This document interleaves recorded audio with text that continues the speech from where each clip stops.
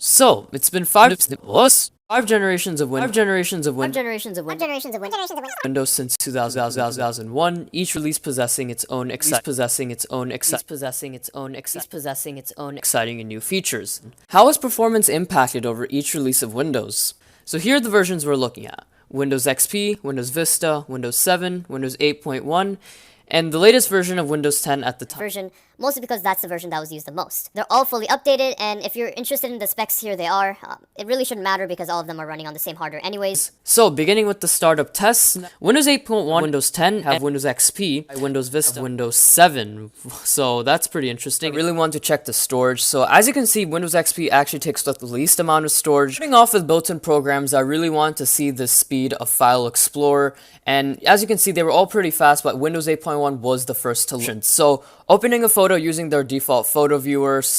Then it was Windows 10, then XP, then 8.1, and then Vista. So strangely enough, these results are also varied.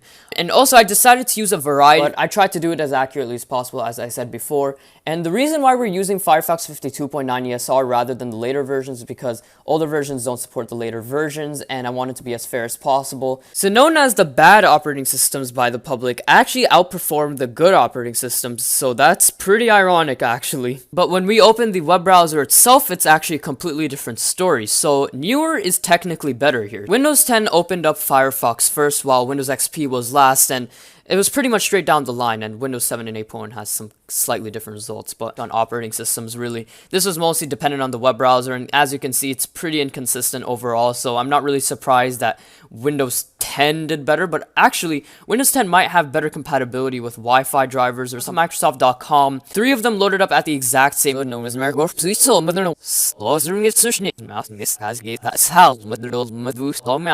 at least I think it's one of the most used programs in Windows. It's often loaded up first, and Windows 10 was actually is extremely slow. Very large ISO files, and all of these are using the same exact benchmarks, and all of these I really want to see how much of a difference user account control made on opening applications. So running Geekbench 2, unsurprisingly, Windows XP did load the application first just because it did not have user account control. Other operating systems have varied results. And here's the moment you've been waiting for, running a Geekbench 2 benchmark on all of these.